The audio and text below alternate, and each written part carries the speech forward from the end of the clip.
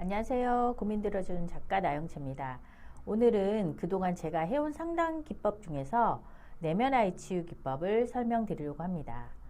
이 영상을 보시는 분들이 잘 연습을 하신다면 스스로도 내면 아이 치유를 하고 감동적이고 행복한 경험 많이 하시길 바라는 마음에서 만들었으니 영상 끝까지 잘 시청해 주시고요. 상담 오시는 분들이 내면 아이 치유에 대해서 책에서 먼저 접하시고 물어보는 분들이 많으신데요. 아직 아무 효과를 못 보시는 분들이 정말 많으셨어요. 머리로 치유를 하고자 한다면 100% 실패할 확률이 높습니다.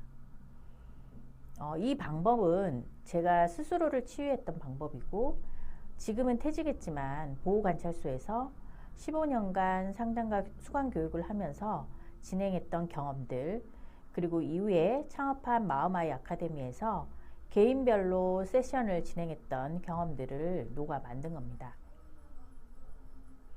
우선 그럼 내면 아이 치유란 어떤 걸까요? 우리는 트라우마나 마음의 상처를 겪으면서 마음에서 균열이 일어납니다. 즉 마음에 스크래치가 가게 되는데요.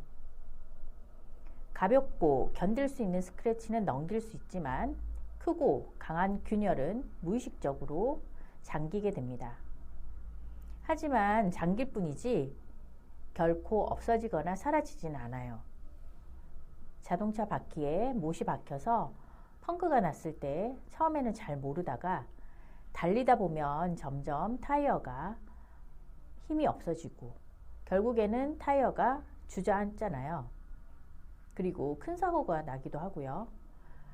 그렇듯 우리 마음도 처음에는 스크래치에 아무렇지 않은 듯 하다가 점점 내면에 힘이 없어지고 쉽게 피곤하고 감정은 무뎌지고 결국에는 불면증이나 공황장애가 걸리고 합니다. 문제는 상처받은 그 마음은 현실에서 그 비슷한 상황을 자꾸 재현을 한다는 겁니다. 사기당한 사람은 계속 사기당하는 사건이 생기고 버림받는 사람은 계속 누군가가 나를 버리는 상황이 생기고 무시당해서 생긴 열등감이 강한 사람은 자꾸 누군가가 나를 무시하는 상황이 현실에서 재현되게 되는 거죠. 성폭행을 당한 사람이 또 성폭행을 당한다든지 어릴 때 가정폭력을 당한 사람이 결혼해서도 가정폭력에 시달린다든지 그런 일이 반복됩니다. 이 반복되는 이유는 사기당한 사건에서 생긴 감정은 다른 상황에서 또 비슷한 감정을 만들어내서 그 감정을 계속 느끼게 되는 겁니다. 왜냐하면 이 마음의 상처들을 기억해서 나 좀 봐달라는 겁니다. 제발 나 좀 도와줘 라는 신호입니다. 그러면 내가 이 신호를 제대로 알아듣고 치유했을 때 드디어 과거에서 해방돼서 성장하게 되는 거죠. 내면의 트라우마 상처들이 내면 아이입니다. 이 아이들의 감정을 알아차리고 느껴주어서 그 상처에서 내면 아이를 자유롭게 해주는 것이 핵심입니다. 즉 펑크난 타이어를 온전한 상태 타이어로 원래 온전한 나로 빵빵하게 채워주는 거죠. 여러분의 하루 일과를 돌이켜보면서 3살짜리 어린아이가 여러분의 하루를 지락펴락 한다고 생각해 보세요. 이런 상상을 통해서 상처받은 내면 아이가 여러분의 인생을 얼마나 복잡하고 힘들게 만드는지 상상할 수 있을 거예요. 내면 아이 치유는 하다 보면 끝이 없나 싶을 정도로 나오는 경우가 많아요. 저도 이제는 할 게 없겠구나 싶어서 잠깐 방심하고 있다가 가끔씩 생각하지 못했던 내면 아이를 발견하면서 치유를 해 나가고 있습니다. 여기서 분명한 거는 치유를 하면 할수록 내가 점점 더 좋아지고 성장한다는 거예요. 내면 아이 치유를 하는 방법을 구체적으로 알려드릴게요. 가장 먼저 할 수 있는 방법은 자신의 터닝 포인트를 그려보는 거예요. 기억나는 점들을 위주로 다른 사람한테는 차마 털어놓지 못했던 사건을 위주로 내면 아이를 찾는 겁니다. 10세 이전으로 먼저 찾아주시고 어떤 경우는 신생아 때 경우가 찾아지기도 해요. 현실에 반복되는 뿌리가 되는 원인을 찾는 게 가장 중요합니다. 이것은 직관적으로 찾고 사실이냐 아니냐는 크게 중요하지 않습니다. 두 번째, 현실 속에서 반복되는 감정들을 떠올립니다. 또는 그런 사건을 실제 겪었을 때 직후는 감정이 드러났으니 아주 좋고요. 무시당한 감정이라고 예를 들면 그 감정을 온전히 몸에서 느낍니다. 배에서 느껴지는지, 등에서 느껴지는지, 어떤 신체에서 느껴지는지 온전히 느낍니다. 이 감정과 연관된 사건이 있었을까라는 생각을 해봤을 때 떠올려지는 첫 사건이 있을 거예요. 그 사건에서 지금의 나, 어른인 내가 그 장면에 등장하게 합니다. 이때 주의할 점은 처음 들어가면 내면 아이가 잘 안 보일 수도 있고요. 그리고 형체가 약간 괴물같이 이상하게 보일 수도 있는데 이럴 경우에는 치유 시간이 조금 오래 걸릴 수도 있고 스스로 하기 힘든 작업일 수도 있으니 전문가의 도움을 받는 것도 좋습니다. 세 번째, 이제 아이의 마음을 읽어주고 아이에게 말을 걸어봅니다.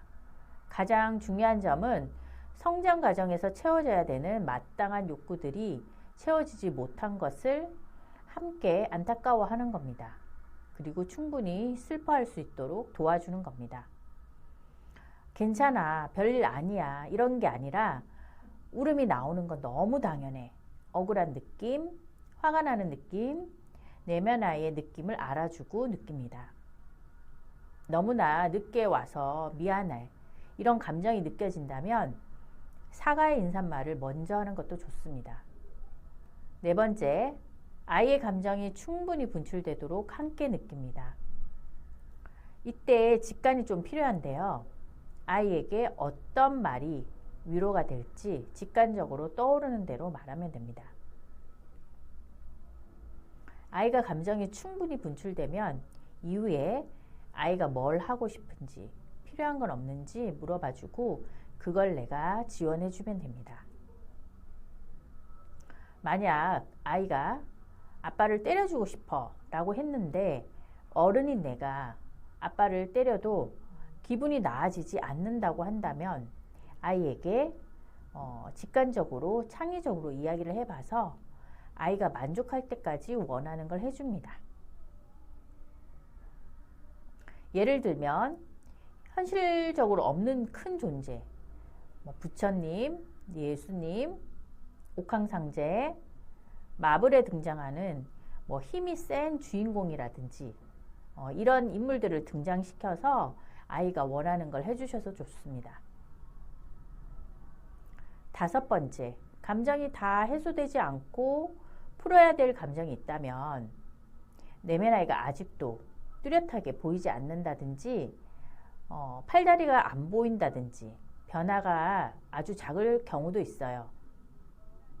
이때는 내면 아이가 편히 쉬거나 잠들도록 해주시고요.